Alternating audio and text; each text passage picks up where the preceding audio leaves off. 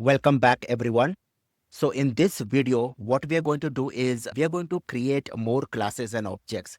So we are going to take two more examples. In the previous video, we have written the first Java program in which we created the class and then we created the object. And that class was the robot class. So let us take some more examples. So the first example is the student, okay, the student ID. So as you can see over here that we have the student ID over here. So this is kind of a blueprint. So this is going to be the class, a blueprint. So every student has data, right? So every student is going to have the ID, and that is name and age. There will be more attributes like the class, the section. There might be many more attributes, right? But for this example, I've just kept two attributes, and that is name and age. Okay. Then every students have some actions, will have some actions. And that is in this example, the student is studying. But students will be having many more actions like the students will be giving the exams, right? But for this example, I've just taken one action and that is study. A student studies. Okay. So this is the first example that we are going to implement. Now what we need to do is first is we are going to define the blueprint. Okay. So this is the blueprint and how do we define the blueprint in Java?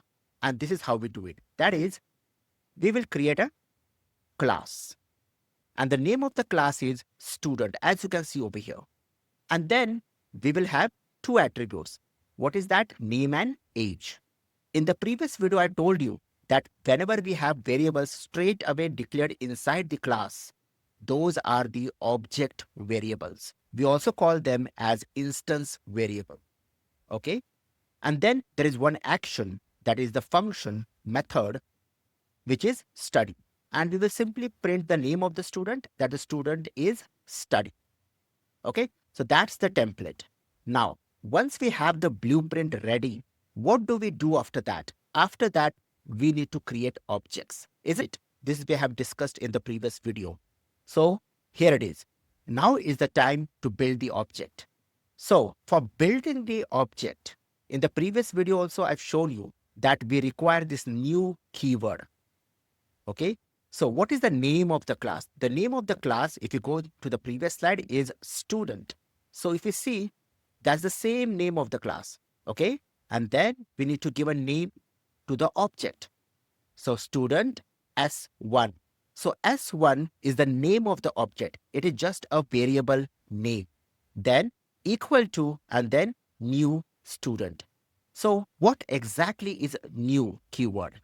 You can imagine this by this picture that I've shown over here. And that is, this is the blueprint. It goes to the new keyword, which you can consider as a factory. And then that factory takes these blueprints and creates that object. That is a real entity. So you can imagine new as a factory where the blueprint gets created into a real entity object. So what happens over here is S1 is now a real entity, which will have the name and the age, the attributes. Okay. And now you can see I can simply use S1 because that's the name of the object. S1 dot, and as I told you, this dot is kind of a remote control to access the attributes and the methods of the class. Okay. So when I say S1 dot name, okay, I assign the name that Alice and then age is 22. Okay. This is just an example. So we have one object. Okay, what happened over here? We gave the blueprint and then we assigned the values and the name is Alice and 22. And here is the ID card that we got ready. Okay, so we got this ready with the help of new keyword. So understand one thing, keep this thing in your mind that when we have a class, we need to create objects. How to create objects? With the help of the new keyword. And what is the syntax? With the class name of the object, you can give any variable name equal to new and again followed by the class name. And then you have to give this opening and closing round brackets, the circle brackets and semicolon. That's the syntax. Okay, let's move forward. So we created the object and we assigned the value. Then what we are doing? We can simply use the object name, that is S1, and then we can give a call to the function, that is study. So once this statement gets executed, what it is going to print? It is going to print Alice is studying. Why? Because over here, if you see, let's go back. Just take a look at the study method. That is the name, right? That's the object variable. So we assigned the value Alice. So over here, it is going to print Alice is studying. And that's the reason why we have this output exactly. Okay, this out. So the object uses its own specific data to perform the action. So every object is going to have its own set of data. This is Alice. So if I create, this is S1, right? I can create another object, S2. So S2 will have its own copy, its own name, its own age. Okay. So every object will carry its own set of data. That is very important to understand. Okay. Then the next example is about a car. Let's model a car. Okay, now you can see over here, this is just a blueprint.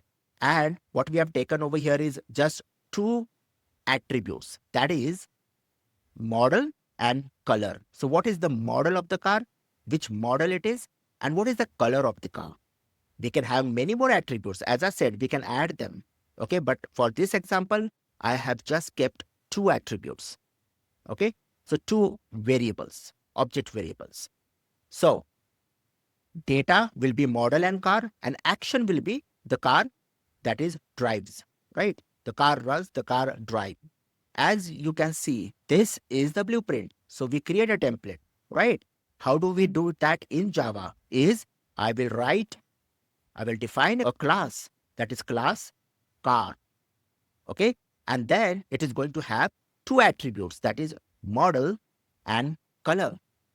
And then there is going to be one method, that is drive. And it is going to print the color.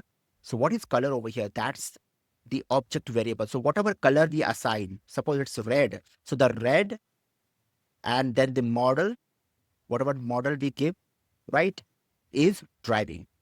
So this is what it is going to print on the screen. So let's move forward. So what we did over here is we defined the class. We created the blueprint. This is just a blueprint. After we create the blueprint, what we will do? We will be creating the objects. And how to create the objects? With the factory, that is new. So you can see over here the same way. Car, that's the name of the class. That is C1 is just a name of the variable. It is name of the object, equal to the new keyword followed by again the name of the class, and then opening closing the circle brackets. Okay, and semicolon. And then C1.model I assigned Toyota, and C1.color I assigned red. Okay, as you can see, that's the blueprint. It goes to the new keyword, that's the factory, and it creates the real entity. Okay, now let us go over here. That is C1.drive. So what is C1.drive? As you can see over here, that's the method. So it is going to print the red Toyota is driving. Okay, and you can see that's the output we have over here. The red Toyota is driving. Okay, so red, that was the color, the Toyota, that was the model. And I have given a call to the function, to the method of the class. Okay, let's move forward.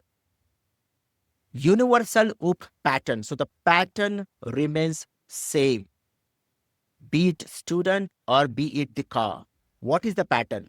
That first we will define the blueprint. That's the first step. Then we create the object using the new keyword. And then we will call the methods, which are the functions inside the class. So different data, different action, exact same architecture. Okay. So for every model, every class, okay, we will be defining the class, and then we will be creating the objects. So common beginner roadblocks. What happens sometimes is you can also define this way, like student S1 and semicolon. But understand when we, declare an object like this, like student S1, there is absolutely no problem. Okay. But if you try to do something S1 dot name is Alice, then it is going to give you an exception. That is an error. That is a null pointer exception. Why? Because this is just a declaration. We haven't used the new keyword for creating the object. So how to do this? Using that new student. I will show you in VS Code as well. We will do this program in VS Code as well. Okay. And then I will say s1.study, not a statement. Why? Because we have forgotten to give that opening and closing brackets like this. This is the right way. So these are the common mistakes that one makes. Okay. So we will be actually going to VS Code and we will be doing these programs. Okay. Core takeaway, yes, you know that class and object. Now we have discussed this many times. The only thing to remember now is the new keyword. The new keyword is the factory that brings the blueprint to life. So now let us go to VS Code and we will type the program. So let me just create a new file and I will say student.java, right? And okay, I'll just save over here. Okay. Now, this is student.java. Let us define the class. So, class student, right? And then comes the opening curly brackets, opening and closing curly brackets, right? Now, string name. So, this is going to be the object variable and int age. And then what we had void, and we had a method that was, I guess, study. Okay. That is the action. And we are simply printing it. And what we are printing, we are going to print that name. So I don't require that double quotes, name plus, okay, name plus, let us just keep it very simple for this example. Otherwise it gets confused. I will simply say name plus is, okay, study. Simple. Okay. And this is the method. And these are the object variables. Now I will be creating another file and that is going to be the main file. Okay. So let me just create another file over here and name will be, that is main.java.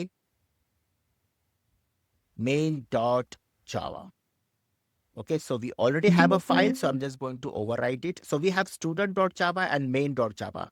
I told you that this is going to be the main class where we are going to have the main function.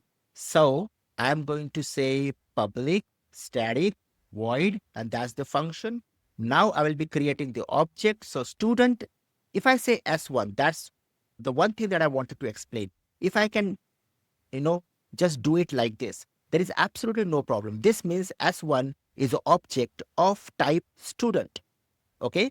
But the, the object itself is not created. We have just declared it. But to create the object, then I need to do something like S1 is equal to new student. So you can do it this way as well.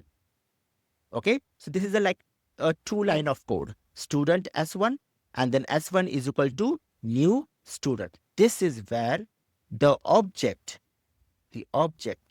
gets created. Okay. Or what you can do is you can simply say in one line, you can do it. Student S1 is equal to new student. So this becomes in one line. So these 2 lines and this 1 line, they are absolutely the same. Okay. If you're not able to see that, I will just do it like this. Okay. So if I just remove this, now the error will go because now we have only one object with the name S1. So you can do it this way also, but this is just a declaration. Okay. And then I can say s1 dot name. Okay. That was maybe Alice. Then semicolon s1 dot age. That is 22. Right. And then I can give a call to the, they haven't given the call. In fact, I haven't given the semicolon as well. So s1 dot and then study. That's it. So let us compile this. How to compile? That is Java C. And then, okay, it says main.java file is not found because maybe I saved this or I haven't saved this file. Just a minute. Let me just save this. Okay. Now let me clear this. And now let us run it. Okay, I need to save this file as well. Otherwise, there will be another error. Now we will compile it.